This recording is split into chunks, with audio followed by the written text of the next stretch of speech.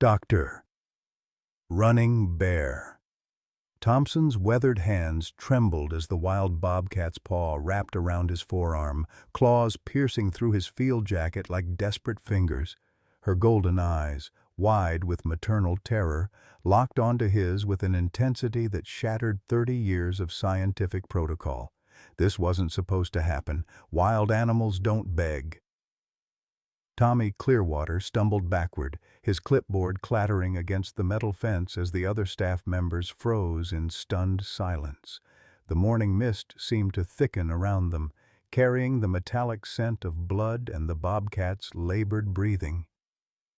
Running Bear saw Sarah in those pleading eyes, his late wife's final moments in the hospital bed, her hand gripping his with the same desperate strength, fighting for their unborn future. 3 years of buried grief crashed over him as Spirit's cubs mewled weakly behind the fallen log. "Sir, step away from the animal, Doctor." Ironcloud's voice cut through the dawn air, sharp with authority and fear. But Spirit's grip tightened, and Running Bear understood. She wasn't just asking for help. She was entrusting him with everything that mattered. How do you walk away from a mother's last hope? Leave a like and share your thoughts in the comments along with the city you're watching from now. Let's continue with the story. The silence that followed seemed to stretch across the entire Glacier National Park research station, broken only by the distant call of a mountain hawk and Spirit's shallow breathing. Dr. Running Bear. Thompson stood motionless, the bobcat's paw still wrapped around his arm, feeling the weight of 3 decades of wildlife research pressing down on his shoulders like the Montana sky before a storm. He had built his reputation on one unshakable principle: observe, never interfere. Protocol 847 was carved into his professional DNA as deeply as the Cherokee teachings his grandfather had whispered during childhood summers. "We are guardians, not gods, little bear." But those teachings felt hollow now, echoing in the cavern that Sarah's death had carved from his chest 3 years ago. The Glacier Station sprawled across 15,000 acres of pristine wilderness, its research buildings nestled between towering pines and crystal streams that had run unchanged since his ancestors first walked these mountains. Running Bear had dedicated his life to protecting this sanctuary, understanding that every species played its part in the delicate symphony of survival. Bobcats, like Spirit, were apex predators, crucial to maintaining the balance that kept deer populations healthy and vegetation flourishing. Sarah had understood this balance better than anyone. As a wildlife photographer, she'd spent countless hours capturing the intimate moments of animal families, mothers nursing cubs, fathers teaching hunting techniques, siblings playing in dappled sunlight. Her camera had frozen time, preserving the beauty she saw in every creature's struggle to survive and thrive. "The wild ones don't need our help," she'd often said, adjusting her telephoto lens as they tracked a family of mountain goats. "They need our protection." It was a distinction that had guided Running Bear's career, separating him from well-meaning wildlife enthusiasts who wanted to feed orphaned fawns or rescue injured birds. But Spirit's grip told a different story. This wasn't nature taking its course. This was suffering that could be prevented, a mother's love that transcended species barriers. Her steel-gray fur was matted with blood from the cruel metal trap that had shattered her left hind leg, leaving jagged wounds that festered with infection. Behind her, 2 tiny cubs, no bigger than house cats, pressed against a fallen log, their golden eyes already dulling with hunger and cold. Dr. Margaret Ironcloud cleared her throat, her voice carrying the authority of 15 years as station director. "Running Bear, I need you to step away from the animal. Now." Her words were measured, professional, but he caught the tremor beneath. She felt it too, this terrible pull between duty and compassion. The Cherokee side of his heritage whispered that animals were his relatives, deserving of respect and protection. The scientist in him countered with regulations, funding requirements, and the greater good of research integrity. But Spirit's eyes held neither science nor tradition, only the universal language of a mother desperate to save her children. Protocol 847 had never felt more like a prison sentence, and Running Bear Thompson was about to discover that some choices change everything. The discovery had happened during Running Bear's routine dawn patrol, when the mountain air still held the crisp bite of autumn and mist clung to the valley like ancestral spirits. He'd been walking the perimeter of Sector 7, checking trail cameras and noting wildlife activity, when an unnatural silence made him pause. After 30 years in these mountains, he could read the forest's moods like scripture, and this morning, something was wrong. The absence of birdsong led him to the blood trail. Dark droplets on pine needles caught the early light, creating a crimson path that wound deeper into the timber. Running Bear followed it with growing dread, his boots silent on the carpet of fallen leaves, until he reached a small clearing where Spirit lay trapped. The steel leg-hold trap was an illegal model, the kind that had been banned for decades because of its cruelty. Spirit's left hind leg was caught in its merciless jaws, the bone clearly fractured, infection already setting in around the metal teeth. She lifted her head weakly as he approached, but didn't try to flee, a sign that shocked him more than the trap itself. Wild bobcats never stayed still for humans unless they were dying. Behind her, partially hidden by a fallen log, two cubs pressed against each other for warmth. They couldn't be more than 8 weeks old, still dependent on their mother's milk, their eyes the cloudy blue of extreme youth slowly shifting to gold. One was slightly larger than the other, with distinctive black spots that would fade as he matured. The smaller cub, clearly the runt, had white patches on her chest that reminded Running Bear painfully of Sarah's favorite blouse. Protocol 847 was designed to prevent exactly this kind of emotional attachment. The regulations stated clearly, "Park personnel shall observe wildlife in distress without intervention, allowing natural processes to proceed unimpeded. Documentation and photography are permitted. Physical interference is strictly prohibited and grounds for immediate termination." Dr. Ironcloud had implemented the protocol after a series of well-meaning rescues had gone wrong. Hand-raised animals that couldn't survive in the wild, injured creatures that died from the stress of human contact, delicate ecosystems disrupted by misguided compassion. The policy was backed by decades of scientific research and federal wildlife management guidelines. But watching Spirit struggle to lift her head, seeing the way she positioned herself between him and her cubs, despite her agony, Running Bear felt those regulations crumble like autumn leaves. This wasn't natural selection, this was human cruelty masquerading as nature's will. He radioed the station with trembling fingers.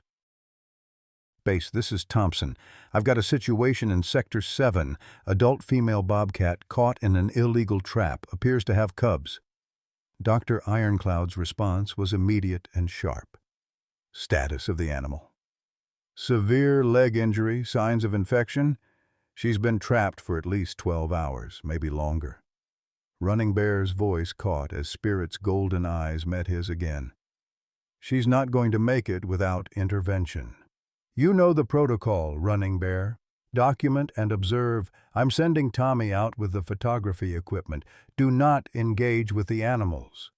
The radio went silent, leaving him alone with the weight of regulations that suddenly felt heavier than the mountains themselves. Spirit made a soft chirping sound, the vocalization female bobcats used to communicate with their cubs. It was a sound of reassurance, of maternal love, transcending pain. Running Bear had heard that sound before, in Sarah's hospital room during the endless nights of her final weeks. She'd made soft humming noises when she thought he was asleep, the way she used to calm Emma during childhood nightmares.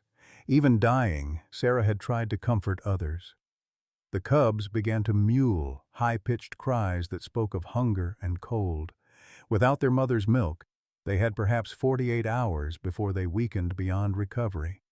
Even if Spirit survived the trap, the infection in her leg would likely prove fatal within 72 hours without veterinary care.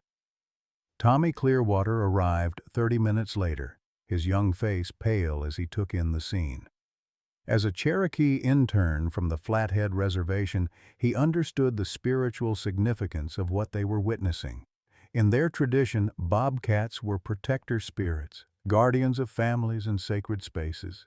"This is wrong," Tommy whispered, setting up the camera equipment with shaking hands. "Grandmother always said when the cat calls, the heart must answer."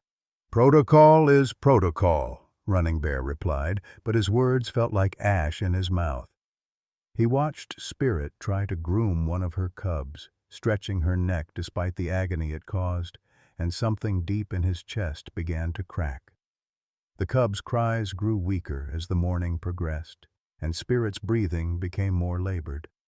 By noon, Running Bear knew they were witnessing a slow-motion tragedy that human intervention could prevent, but regulations forbade him from becoming the hero these animals desperately needed.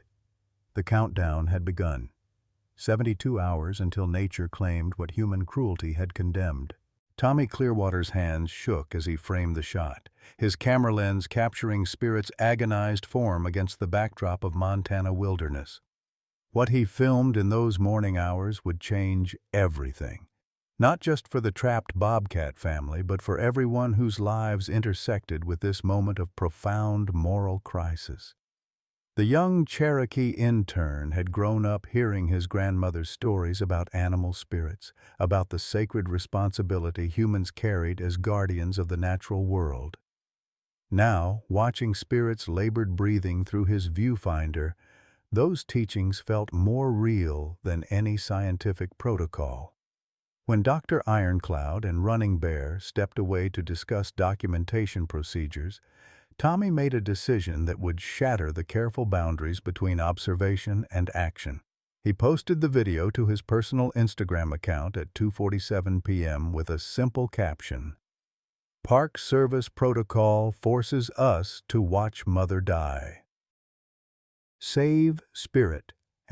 #Animal Rights. #Glacier National Park." Within the first hour, the post had garnered 300 shares. By evening, it had exploded across social media platforms with the devastating force of moral outrage meeting modern connectivity. The footage was heartbreaking in its raw simplicity. Spirit struggling to reach her cubs, her golden eyes filled with maternal desperation, the cruel steel trap glinting in afternoon sunlight. But it was the audio that truly devastated viewers, the soft chirping sounds Spirit made to comfort her babies, growing weaker with each passing hour. Local Montana news stations picked up the story first. By sunset, CNN had dispatched a crew from Denver. Fox News ran the footage on their evening broadcast with the headline, "Government Red Tape Dooms Wildlife Family." The hashtag #SaveSpirit began trending nationally, with celebrities from environmental activist Leonardo DiCaprio to country singer Blake Shelton demanding immediate action. The first protesters arrived at Glacier's main gate at dawn the following morning, a dozen local residents carrying handmade signs reading "Compassion over Protocol" and "Let Dr. Thompson save them." By noon, the crowd had swelled to over 200 people, including a caravan of RVs that had driven through the night from Seattle. The park's small visitor center was overwhelmed, forcing staff to set up temporary barriers and call in additional security.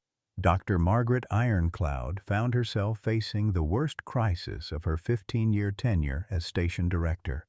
Her office phone rang incessantly with calls from journalists, politicians, and angry citizens demanding explanations for what many saw as institutionalized cruelty. The Park Service's regional headquarters in Denver had fielded over 5,000 complaint calls in 24 hours. "Margaret, this is spiraling out of control. came the terse voice of Regional Director Patricia Hawkins during their emergency conference call. "I've got the Secretary of the Interior's office breathing down my neck and 3 different congressional representatives demanding investigations." Dr. Ironcloud stared out her office window at the growing crowd of protesters, many holding enlarged photos of Spirit and her cubs. "The protocol exists for good reasons, Patricia. We can't make policy decisions based on social media outrage." "Tell that to the news crews setting up satellite trucks in our parking lot," Hawkins replied sharply. "I need this contained, Margaret, whatever it takes." But containment was becoming impossible. The story had tapped into something deeper than wildlife policy. It had become a symbol of bureaucratic heartlessness versus basic human compassion.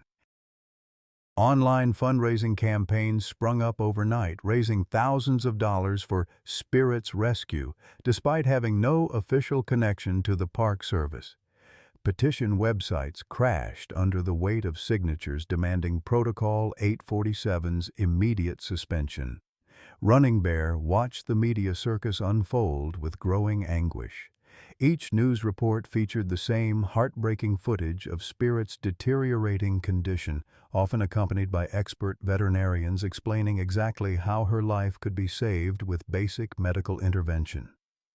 The disconnect between available solutions and enforced inaction felt like torture. The personal stakes escalated when his daughter Emma called from the hospital in Billings, her voice tight with pain and worry. "Dad, I've been following the news about your Bobcat. The doctor says my blood pressure is dangerously high. They're talking about an emergency C-section if it doesn't come down." Emma was only 7 months pregnant, and complications from preeclampsia had already landed her in the hospital twice.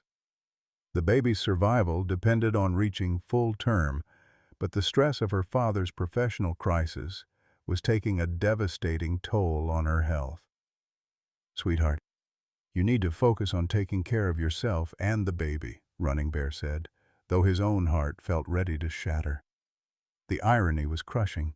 He was forbidden from saving one family while another family desperately needed him stable and employed. "I know what Mom would have said," Emma whispered through tears. "She'd tell you to follow your heart, consequences be damned. But Dad, we can't afford for you to lose your job. The insurance, the medical bills. I'm scared." The financial reality was stark and unforgiving. Sarah's cancer treatment had left them with crushing debt that Running Bear was still paying off on his government salary. His health insurance through the Park Service was the only thing standing between Emma and medical bankruptcy. Losing his job wouldn't just mean career suicide. It would mean watching his daughter and unborn grandchild suffer from his principled stand. Legal experts began weighing in on news programs, explaining that violating Protocol 847 could result in federal charges under the Endangered Species Act. Dr. Thompson could face up to 5 years in prison and substantial fines for interfering with wildlife, explained a Department of Justice spokesperson during a press briefing that was broadcast live across the nation. By the end of the second day, the crowd outside Glacier's gates had grown to over 500 people. Camping tents dotted the parking areas, and local restaurants were donating food to protesters who had traveled from across the country. The scene resembled a music festival more than a wildlife advocacy event, complete with acoustic guitars and children playing between the picket signs. Spirit's condition continued to deteriorate. The infection in her leg had spread, causing fever and delirium. Her cubs' cries had grown noticeably weaker, and wildlife cameras showed they were barely moving. The 72-hour countdown was approaching its final act, and the world was watching. The moment of ultimate choice was coming, and Dr. Running Bear Thompson stood at the center of a storm that would define not just his legacy, but the soul of wildlife conservation itself. The hospital room in Billings smelled of antiseptic and fear when Running Bear received the call that would fracture his world even further. Emma's voice was barely a whisper through the phone, punctuated by the steady beeping of monitors that had become the soundtrack to his family's latest crisis. "Dad, they're saying the baby might not make it if we wait much longer," Emma managed between labored breaths. Her blood pressure had spiked to dangerous levels during the night, and the medical team was preparing for an emergency cesarean section at 32 weeks, 8 weeks earlier than planned. Dr. Martinez says premature babies this early have a 50-50 chance, but if we wait and I have a stroke... Running Bear gripped the phone with white knuckles, standing in the pre-dawn darkness outside the research station where Spirit's weak cries drifted through the Montana morning. The cruel arithmetic of choice was becoming unbearable. Stay to fight for the Bobcat family that had captured the world's attention, or drive 4 hours to be with his daughter during the most dangerous moments of her life. "I'm coming, sweetheart," he said, though the words felt like betraying everything he'd stood for during the past 72 hours. "I'll be there before—" "No, Dad." Emma's interruption was firm, despite her pain. "Mom would want you to save Spirit first. I've got David here with me, and his whole family drove down from Great Falls. The baby and we're fighters, just like Mom was. But that Bobcat only has you." The line went quiet except for the distant sound of medical equipment and hushed conversations in the hospital corridor. Running Bear closed his eyes, seeing Sarah in that last hospital bed, making him promise to protect the wild ones when I'm gone. How could he honor that memory while potentially losing his daughter and grandchild? Meanwhile, in a shabby motel room 30 miles from the park, Jake Whitehorse sat hunched over his laptop, scrolling through news coverage of the Spirit crisis with a mixture of satisfaction and growing unease. The former park employee had been fired 18 months earlier after Running Bear discovered his illegal trapping operation, and revenge had tasted sweet for exactly 72 hours, until the story exploded beyond his control. Jake's original plan had been simple: trap a few predators to clear the area for Mountain Corp Development's proposed luxury resort, make some quick money, and watch Running Bear squirm when he found the evidence. The development company had paid him $50,000 to reduce wildlife conflicts in the targeted area, with promises of ongoing employment once construction began. But watching the news coverage, seeing the anguished faces of protesters and the heartbreaking footage of Spirit's cubs growing weaker, Jake felt something he hadn't experienced since his own son's death 3 years earlier: genuine remorse. His boy, Little Wolf, had been mauled by a bobcat when Jake carelessly left him alone during a hunting trip. The guilt and grief had transformed into rage against all wild predators, but now that fury was curdling into self-loathing. "What have I done?" he whispered to the empty motel room, watching a news interview with a veterinarian explaining exactly how Spirit could be saved with basic medical intervention. The trap he'd set wasn't even meant for bobcats. He'd been targeting wolves for the development company, and Spirit had simply been in the wrong place at the wrong time. The corporate conspiracy ran deeper than anyone suspected. Mountain Corp had spent 2 years quietly buying surrounding land parcels, preparing to propose a massive resort complex that would bring thousands of tourists to the pristine wilderness area.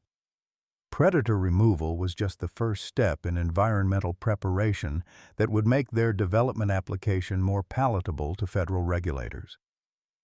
Tommy Clearwater's investigation into the illegal trapping had uncovered a paper trail linking Jake to Mountain Corp, but he'd kept the evidence secret, unsure how to proceed without compromising Running Bear's position further. The young intern had spent sleepless nights wrestling with the decision to expose the conspiracy, knowing it might save Spirit, but could also destroy his mentor's career through association. The financial pressure on Running Bear intensified when his mortgage company called with devastating news.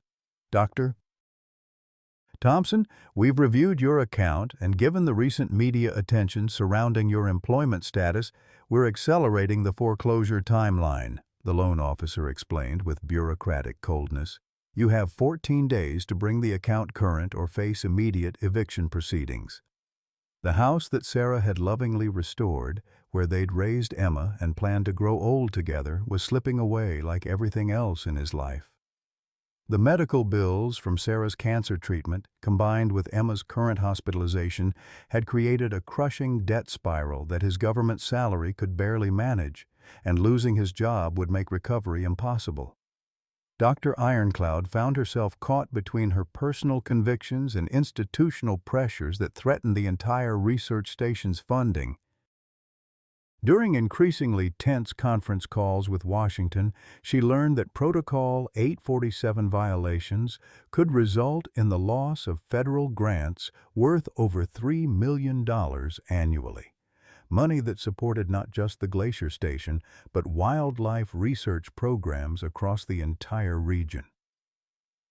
Margaret, I need to be clear about the stakes here, Regional Director Hawkins said during their emergency meeting. If Dr. Thompson violates protocol, we're not just talking about his career. The Secretary is under enormous pressure from ranching and development lobbies who want to see wildlife management scaled back. This incident could be the excuse they need to slash our funding permanently.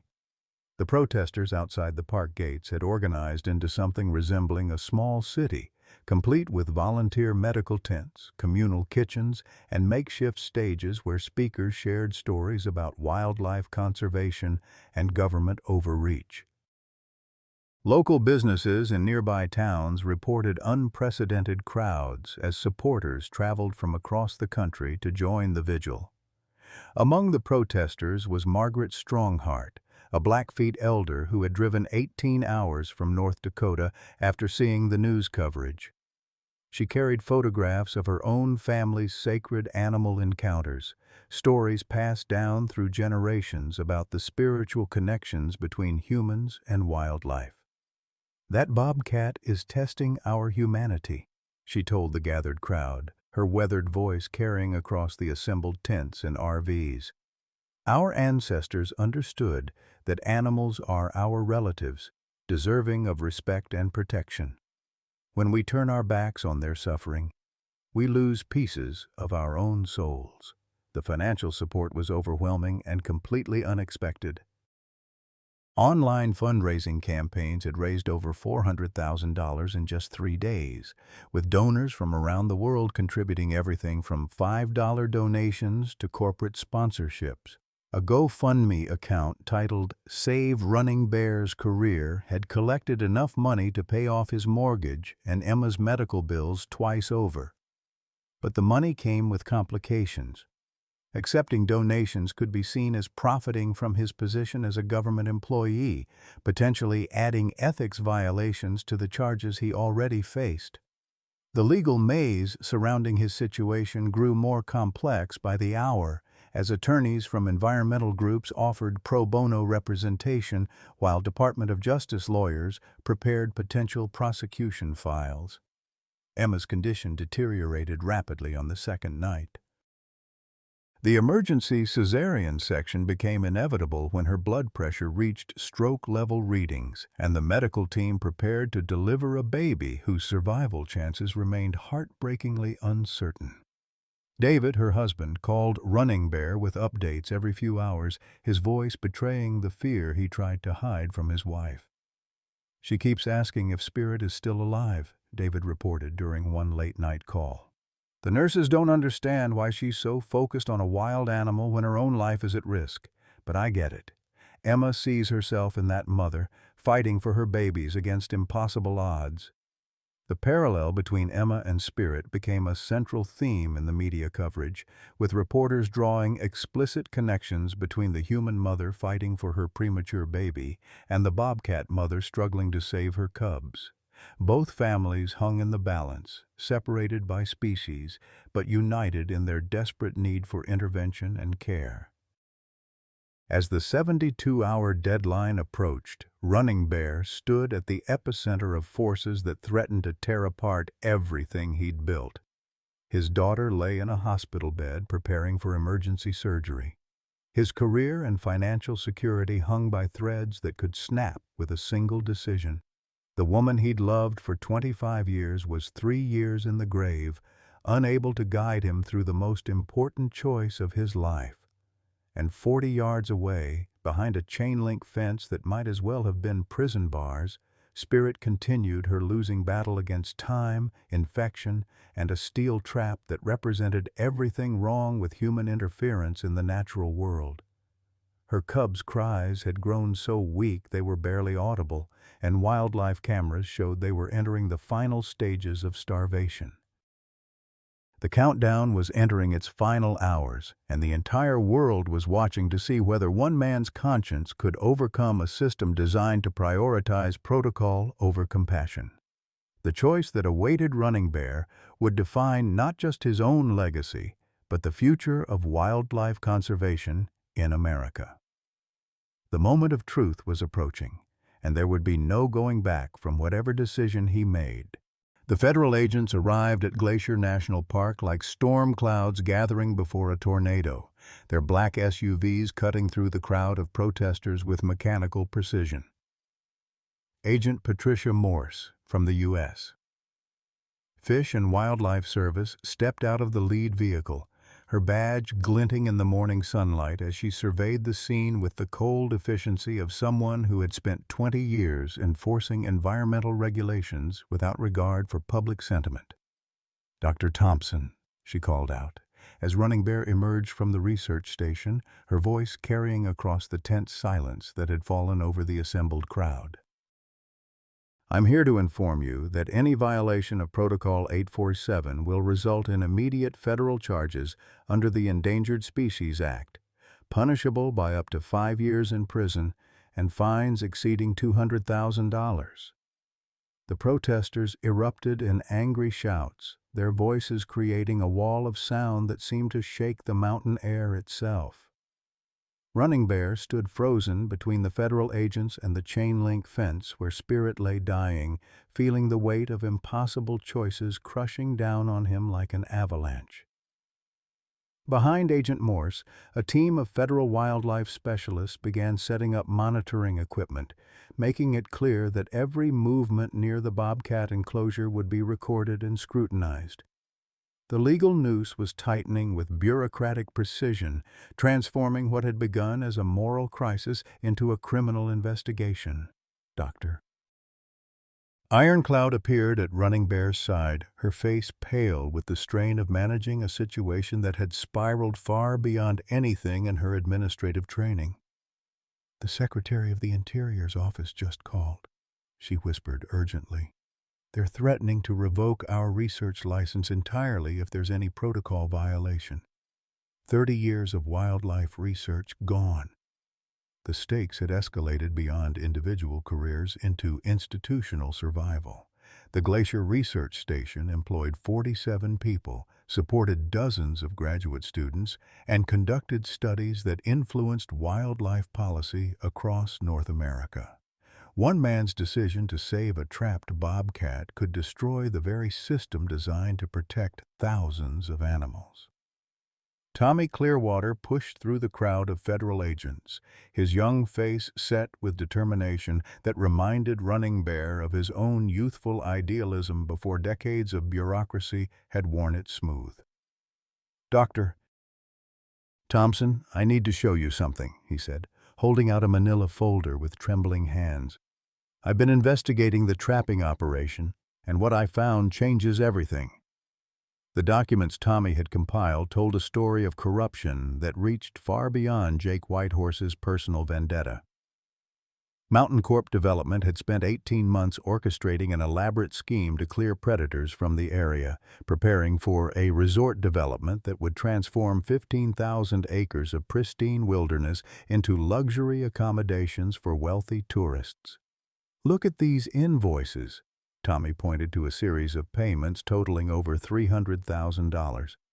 Mountain Corp hired Jake and 12 other trappers across 3 states. They're calling it wildlife conflict mitigation, but it's systematic elimination of apex predators to make the area more appealing for development permits. The conspiracy was breathtaking in its scope and cynicism. Corporate lawyers had identified loopholes in environmental protection laws, finding ways to remove wildlife that might complicate development applications. The illegal traps were just one component of a larger strategy that included habitat modification, prey species manipulation, and strategic lobbying efforts in Washington. Running Bear studied the documents with growing rage, recognizing the calculated cruelty behind Spirit's suffering. This wasn't nature taking its course. This was corporate greed disguised as land management, with his beloved research area serving as a testing ground for tactics that could be replicated across the country. "We have to expose this," Tommy insisted, his voice cracking with emotion. Spirit isn't just a random victim, she's evidence of a crime that threatens wildlife across the entire region. But exposing the conspiracy would require violating federal chain of custody laws, potentially invalidating any criminal prosecution of Mountain Corp, while simultaneously destroying Running Bear's credibility as a witness. The legal maze grew more complex with each revelation, creating a situation where doing the right thing might prevent justice from being served. The media circus outside the park gates had transformed into something resembling a music festival crossed with a political convention. News crews from major networks competed for interview opportunities, while environmental activists delivered impassioned speeches about government overreach and corporate malfeasance. The hashtag #SaveSpirit had generated over 50 million social media interactions, making it one of the year's most viral environmental stories.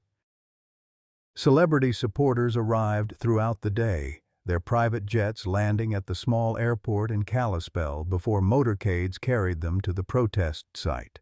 Actor Mark Ruffalo delivered an emotional speech about government priorities, while country music star Carrie Underwood performed an impromptu acoustic set that brought thousands of viewers to tears through live streaming platforms.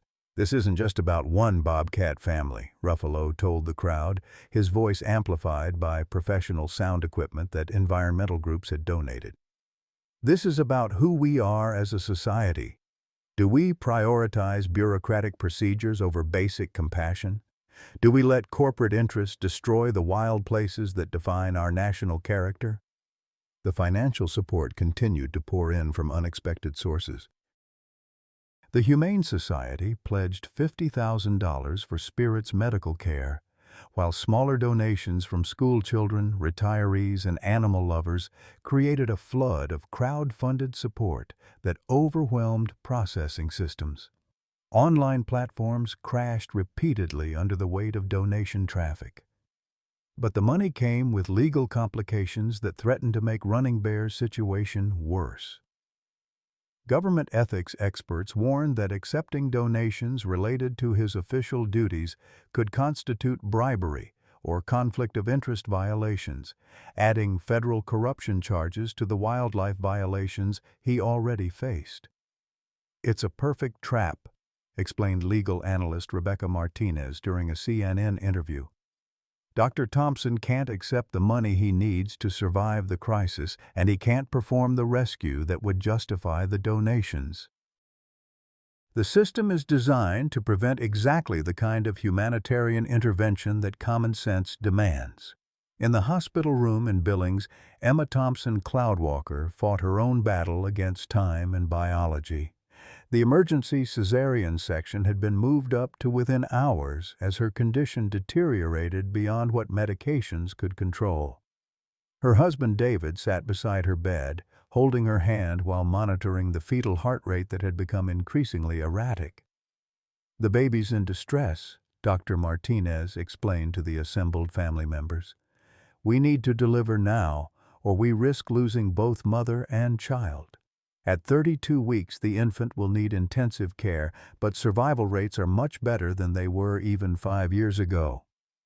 Emma's parents-in-law had driven through the night from Great Falls, bringing with them the kind of extended family support that had sustained generations of Montana families through crisis and hardship.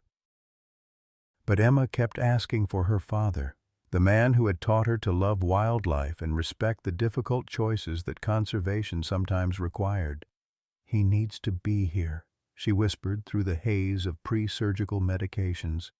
"This baby is going to need all the family she can get. And Dad needs to know that some things are more important than rules." The parallel between Emma's medical crisis and Spirit's trapped condition became a central theme in media coverage, with reporters drawing explicit connections between two mothers fighting for survival against systems that seemed designed to limit their options. Both situations required immediate intervention that regulations or medical protocols made complicated and dangerous. Back at the research station, the crowd of protesters had grown to over 800 people, creating logistical challenges that strained local resources. The small town of West Glacier found itself hosting an impromptu environmental conference, with overflow camping extending into nearby national forest areas that required special permits and coordination with multiple agencies. Local businesses reported unprecedented activity as supporters traveled from across the country to join the vigil. Hotels in Kalispell and Whitefish were booked solid, while restaurants donated food to protesters who had spent their travel money on gas and accommodation. The economic impact was becoming significant enough to influence local political leaders who had initially remained neutral. "This is bigger than wildlife policy," observed Montana Governor Susan Chen during a press conference in Helena. "This is about fundamental questions of government authority versus individual conscience, Dr. Thompson represents something that transcends party politics, the belief that sometimes moral courage requires breaking unjust rules." The countdown entered its final 12 hours as Spirit's condition continued to deteriorate.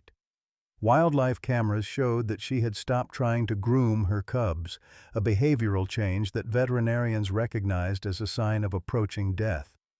The infection in her leg had spread systemically, causing fever and delirium that made her increasingly unresponsive to external stimuli. Tommy Clearwater had positioned himself as close to the enclosure as federal agents would allow, documenting Spirit's decline with the same camera equipment that had started the viral phenomenon. Each photograph captured another stage in the tragic process of watching preventable death unfold according to bureaucratic schedule. "She's given up," Tommy reported to Running Bear during one of their whispered conversations. "The cubs are barely moving, and Spirit, she keeps looking toward the fence like she's waiting for something, like she knows help is supposed to come." The moment of ultimate decision was approaching with the inexorable force of a natural disaster. Federal agents had made it clear that any attempt to breach the enclosure would result in immediate arrest. Dr. Ironcloud had received her final warnings from Washington about institutional consequences. The legal and financial penalties for violation had been explicitly calculated and communicated. And yet, 40 yards away, a mother bobcat continued her losing battle against human cruelty while the entire world watched and waited to see whether one man's conscience could overcome a system designed to prioritize procedure over compassion. The choice that would define Running Bear Thompson's legacy and potentially transform American wildlife policy was only hours away. The call from Billings came at 3:47 a.m., shattering the uneasy quiet that had settled over the protest camp like a death shroud. Running Bear's phone buzzed against the metal table in the research station's break room, where he'd been sitting in sleepless vigil, watching Spirit's increasingly labored breathing through the security monitors. "Dad, they're taking me into surgery now." Emma's voice was barely audible over the background noise of medical equipment and hurried conversations. "The baby's heart rate dropped too low. Dr. Martinez says if we wait any longer—" Her words dissolved into tears that cut through Running Bear's chest like the steel trap that held Spirit captive. "I'm coming, sweetheart. I'll be there in 4 hours, maybe less if I—" "No." Emma's interruption was fierce despite her weakness. "You stay with Spirit. Promise me, Dad." Mom would have stayed. She would have chosen to save the ones who couldn't save themselves. The line went dead, leaving Running Bear staring at his phone in the pre-dawn darkness while his daughter faced the most dangerous hours of her life 200 miles away. Outside, the crowd of protesters maintained their silent vigil, many holding battery-powered candles that flickered like prayers in the mountain air. By dawn, Spirit had stopped responding to her cub's increasingly weak cries. The infection had ravaged her system for nearly 72 hours, and even the most optimistic veterinary estimates gave her less than 6 hours before organ failure became irreversible. Her breathing came in shallow, irregular gasps that the sensitive microphones captured and broadcast to the hushed crowd outside the fence. Federal Agent Morse had stationed herself directly between Running Bear and the enclosure, her presence a constant reminder of the criminal charges that awaited any attempt at intervention. "Dr. Thompson, I want to be absolutely clear about the consequences," she said, her voice carrying the cold authority of 20 years in federal law enforcement. "One step toward that fence and you'll be in federal custody within minutes." The protesters had organized themselves into a massive semicircle around the research station, their silence more powerful than any chant or slogan could have been. Margaret Strongheart, the Blackfeet elder who had become an unofficial spokesperson for the gathering, stood at the front with her arms raised toward the morning sky, conducting a prayer ceremony that had drawn participants from dozens of tribal nations. "Great Spirit, give this man the courage to honor the sacred trust between humans and our animal relatives," she called out in a voice that seemed to echo off the surrounding mountains. "Let his heart remember what his mind has forgotten, that some laws come from the earth itself, and those laws are higher than any made by human hands." Dr. Ironcloud found herself caught in an impossible position as federal oversight intensified with each passing hour. Regional Director Hawkins had made it clear that the entire research program's future depended on strict protocol enforcement, while the protesters outside represented public opinion that could influence federal funding decisions for decades to come. "Margaret, you need to understand the bigger picture here," Hawkins said during their final conference call. "If we allow individual conscience to override established protocols, we're opening the door to chaos. Every researcher in the country will think they can ignore regulations whenever they feel emotionally justified." But watching Spirit's condition deteriorate while surrounded by federal agents felt like participating in state-sanctioned cruelty.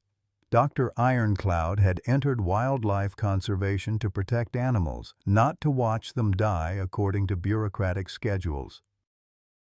The cognitive dissonance was becoming unbearable, creating stress fractures in her professional identity that threatened to shatter completely. Tommy Clearwater had spent the night reviewing every legal precedent he could find, searching for loopholes or emergency provisions that might allow intervention without triggering federal prosecution. His research had uncovered cases where environmental activists had used civil disobedience to highlight unjust regulations, but none offered a clear path to saving Spirit without destroying Running Bear's life. "There's something called the necessity defense," Tommy explained to Running Bear as they watched the sunrise through the station windows. "If you can prove that breaking the law was necessary to prevent greater harm, sometimes courts will—" "Sometimes isn't good enough," Running Bear interrupted, his voice hollow with exhaustion and grief. "Emma's in surgery right now, fighting for her life and the baby's life.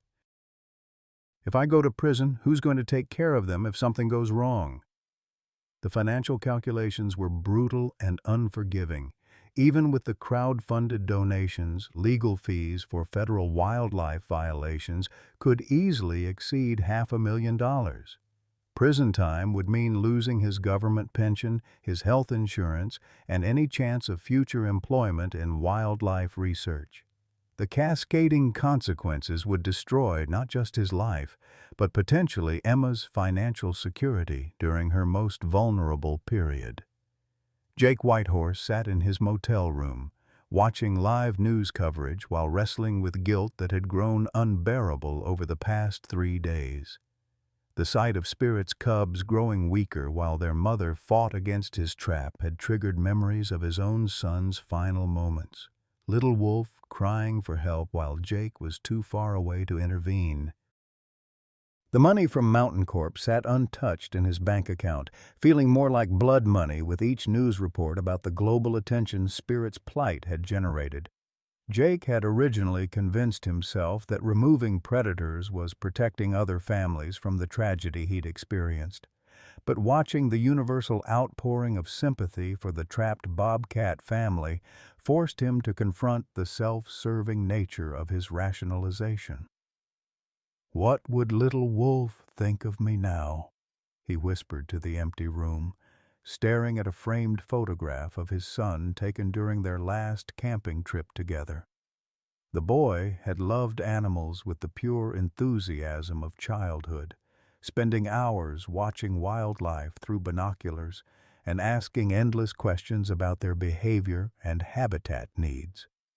In Billings, the emergency cesarean section proceeded with the controlled urgency that characterized modern medical intervention. Emma's premature daughter entered the world weighing just 3 pounds, 2 ounces, her tiny lungs struggling to process oxygen while sophisticated machines monitored every heartbeat and breath. "She's a fighter," Dr. Martinez told David as they watched the medical team work to stabilize the infant. 32 weeks gives us excellent survival odds, but the next 72 hours will be critical. Premature babies face complications that full-term infants don't encounter. The parallel between the newborn's fight for life and Spirit's struggle against the trap created an emotional resonance that media coverage exploited relentlessly. Both stories represented battles between life and death, complicated by human systems that seemed designed to limit rather than enhance survival possibilities. As the morning progressed, Spirit's breathing became increasingly labored, and wildlife cameras showed that she had lost consciousness several times during the past hour. The cubs had stopped crying entirely, their small bodies barely moving as starvation and cold combined to drain their remaining strength. Running Bear stood at the fence line, close enough to see the rise and fall of Spirit's chest, close enough to hear the wet rattle that signaled fluid building in her lungs. Federal agents flanked him on both sides, their hands resting on handcuffs that would snap into place the moment he made any move toward the enclosure. "She's dying," he said to Agent Morse, his voice breaking with the weight of forced helplessness. "Right now, while we stand here talking about regulations and consequences, a mother is dying because we're too afraid of paperwork to show basic human decency." Agent Morse's response was delivered with the mechanical precision of someone who had spent decades subordinating personal feelings to institutional requirements.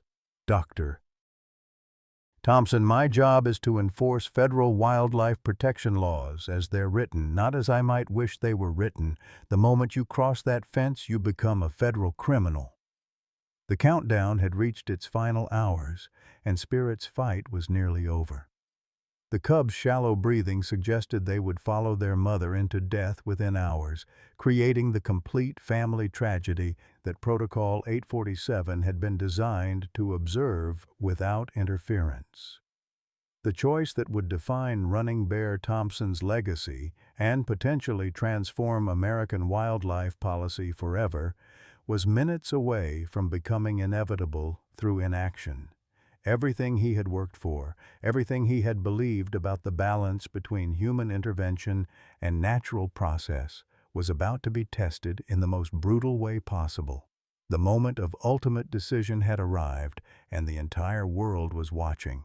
The revelation that shattered everything came not through official channels or federal investigations, but through the trembling confession of a broken man who could no longer live with what he had done. Jake Whitehorse appeared at the protest camp at 9:23 a.m., his weathered face streaked with tears as he pushed through the crowd of federal agents and media crews toward the research station entrance.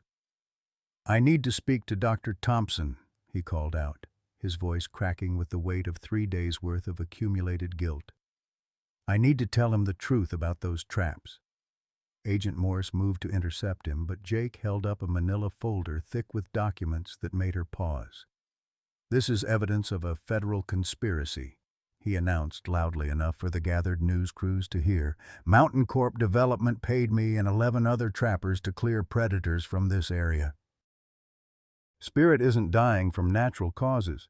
She's dying because a corporation wanted to build a luxury resort on sacred land." The crowd erupted as Jake's confession was broadcast live across multiple news networks. Protesters who had maintained respectful silence for 3 days suddenly found their voices, demanding immediate action, while federal agents scrambled to secure the evidence that could transform a wildlife violation into a major corporate crime investigation. Tommy Clearwater reached Jake first, his camera capturing the moment that would later be called the turning point in modern wildlife conservation history. "Show them the invoices," Tommy urged, recognizing the potential to shift public attention from Running Bear's individual dilemma to the systemic corruption that had created it. The documents Jake produced told a story of breathtaking corporate malfeasance.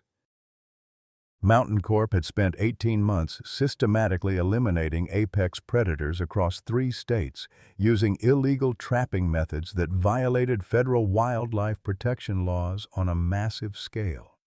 The company's internal emails, which Jake had copied before his conscience finally overwhelmed his greed, revealed explicit instructions to reduce wildlife conflicts in preparation for development permits. "They paid me $50,000 to set those traps," Jake confessed to the assembled crowd, his voice barely audible over the growing commotion. "They said it was habitat management, but I knew what they really wanted. They wanted the wolves gone, the bears gone, the big cats gone, anything that might complicate their resort development." The most damaging revelation was Mountain Corp's coordination with federal officials who had been quietly fast-tracking development permits in exchange for campaign contributions and post-retirement consulting positions. The conspiracy reached into the Department of the Interior itself, explaining why Protocol 847 had been enforced so rigidly despite overwhelming public opposition. Dr. Ironcloud found herself at the center of a political earthquake that threatened to reshape wildlife policy across the entire federal system. The evidence Jake had provided suggested that the research station's funding had been deliberately manipulated to ensure compliance with development-friendly regulations, making her an unwitting participant in corporate environmental destruction. "This changes everything," she told Running Bear as they reviewed the documents together. "If these emails are authentic, then Spirit's situation isn't a protocol violation case. It's evidence of federal crimes that could send corporate executives to prison for decades." But the legal complexity remained overwhelming. Even with evidence of corporate conspiracy, Running Bear would still face federal charges for any protocol violation, since the wildlife protection laws didn't include exceptions for victims of corporate crime. The system was designed to prosecute individual actions regardless of the broader context that had created those actions. Agent Morse faced her own crisis as the conspiracy evidence undermined the federal case she had been building. Her superiors in Washington were demanding aggressive prosecution of any protocol violations, but the revelation of corporate manipulation made such prosecution politically untenable. The media narrative had shifted from "scientist violates regulations" to "government protects corporate criminals while animals die." The breakthrough came when Sarah's hidden photographs were discovered in a storage unit that Emma had forgotten existed. While recovering from her emergency surgery, Emma remembered her mother's final photography project, a comprehensive documentation of bobcat families throughout the glacier region that she had intended to use for a book about wildlife conservation. The photographs, taken over a 3-year period before Sarah's death, provided irrefutable evidence that Spirit was the daughter of a bobcat Sarah had rescued illegally 5 years earlier.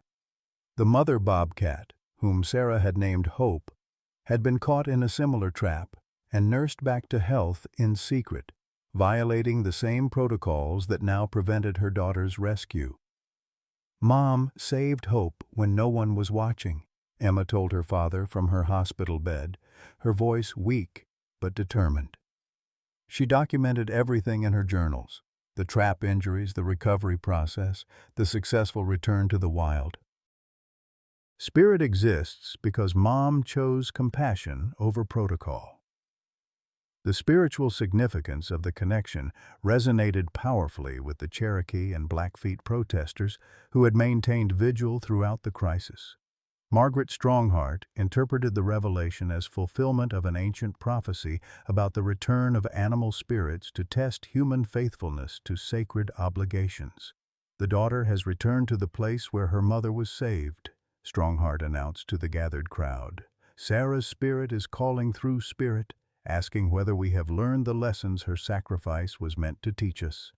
The media coverage exploded as the personal and political dimensions of the story converged into a narrative that captured global attention.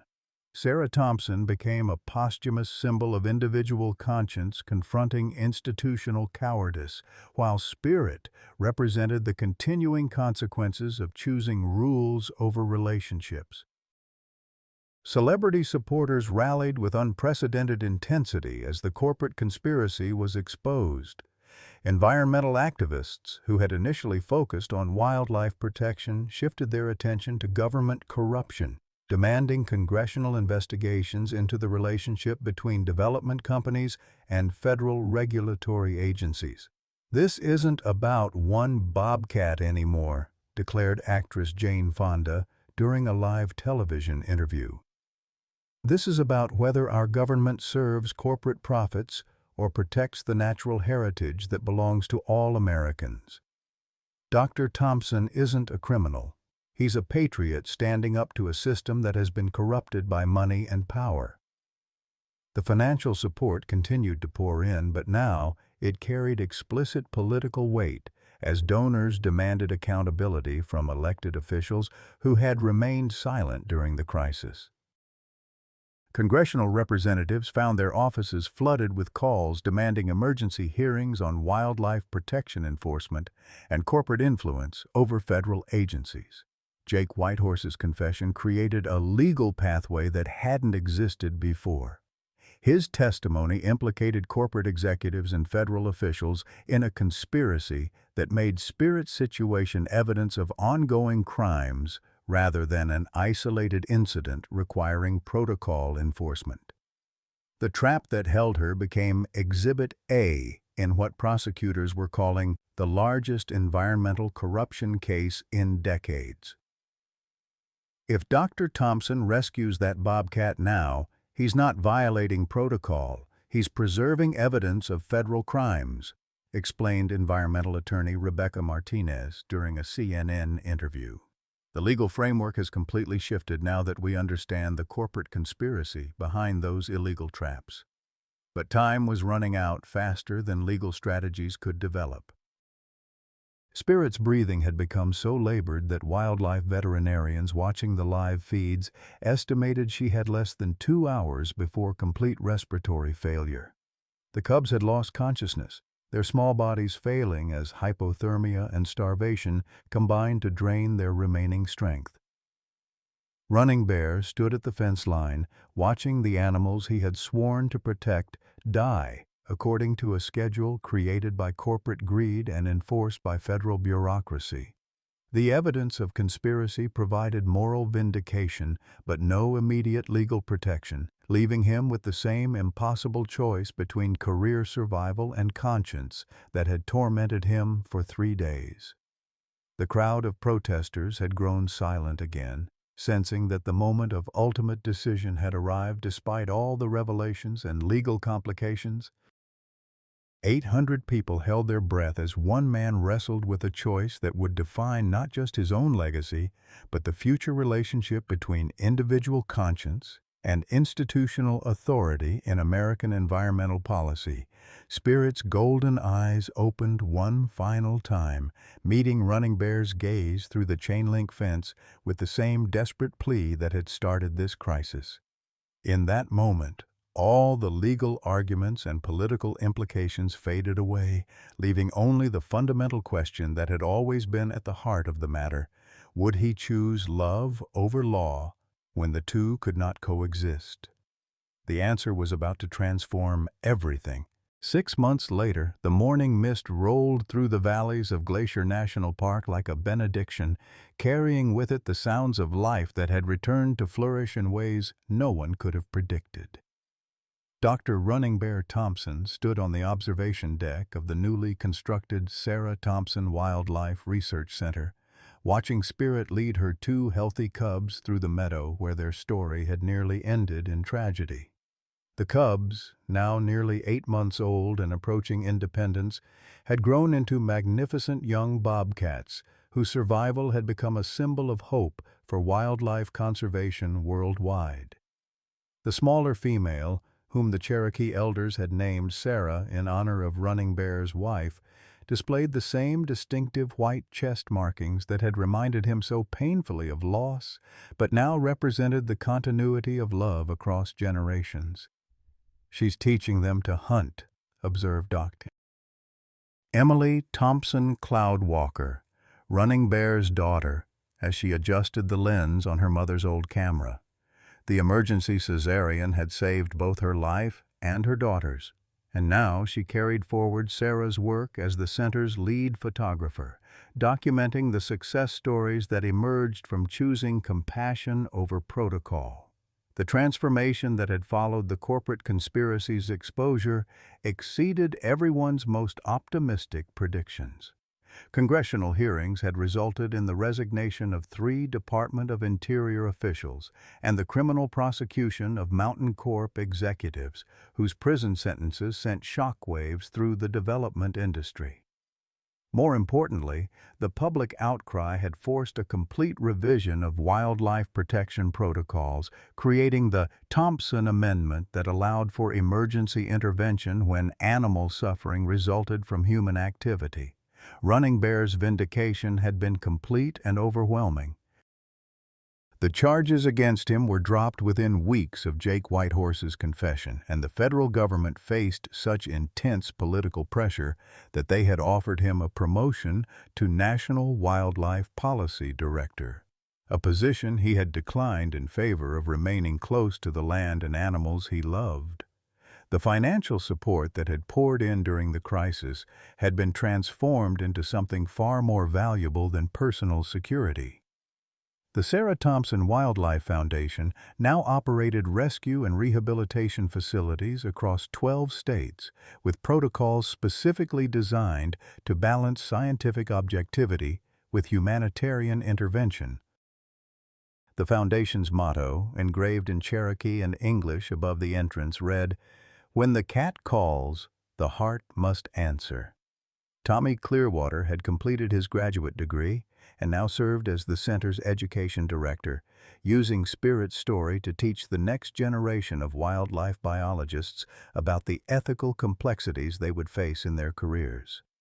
His documentary about the crisis had won 3 Emmy Awards and played a crucial role in changing public perception about the relationship between individual conscience and institutional authority. Even Jake Whitehorse had found redemption through his confession. His testimony had been crucial in securing the corporate convictions, and he now worked as a community outreach coordinator for the foundation, speaking to hunting and trapping groups about the ecological importance of predator conservation. The money from Mountain Corp had been donated entirely to wildlife protection organizations, transforming his guilt into meaningful action. The legal precedent established by the case had influenced environmental policy far beyond wildlife conservation. The Spirit Doctrine now protected government employees who violated regulations to prevent harm caused by corporate malfeasance, creating a pathway for conscience-driven action within federal agencies that had previously demanded blind obedience to protocol. As the sun climbed higher above the Montana peaks, Running Bear watched Spirit disappear into the forest with her cubs, their successful return to the wild marking the completion of a circle that had begun with Sarah's secret rescue of Hope 5 years earlier. The family line continued, the ecosystem remained intact, and the principles of compassion had proven stronger than the machinery of bureaucracy. His granddaughter, little Sarah Thompson Cloudwalker, stirred in her carrier on Emily's back, her eyes already showing the alert curiosity that suggested she would carry forward the family tradition of protecting those who could not protect themselves. The next generation would inherit a world where the lessons learned from one trapped bobcat had changed the fundamental relationship between human institutions and natural compassion. The mountain wind carried the faint sound of Spirit's call echoing through the valleys. Not a cry of distress this time, but a song of freedom that reminded all who heard it that some bonds transcend species, and love, when it finally overcomes fear, can indeed move mountains. Dear friends, if you've made it this far in Running Bear's journey, you understand what it means to face impossible choices when everything you've worked for hangs in the balance. How many times in your own life have you stood at that fence line, watching something precious slip away while rules and regulations told you to stay silent? Whether it was a job that demanded you compromise your values, a system that failed someone you loved, or a moment when doing the right thing meant risking everything you'd built over decades of hard work, we've all been there. Running Bear's story reminds us that the most important legacy we leave isn't found in our retirement accounts or career achievements, but in the moments when we chose love over fear, compassion over convenience. At 55, 60, or beyond, we have the wisdom to recognize these crossroads and the courage to act when it matters most. Spirit's survival wasn't just about wildlife conservation, it was about proving that individual conscience can still triumph over institutional indifference, that one person's refusal to walk away can change everything. Your voice, your experience, your willingness to stand up for what's right, these still have the power to move mountains. What moment in your life required you to choose between following rules and following your heart? Have you ever witnessed someone make a sacrifice that inspired you to be braver in your own choices? Share your story in the comments below. Your experience might be exactly what someone else needs to hear today.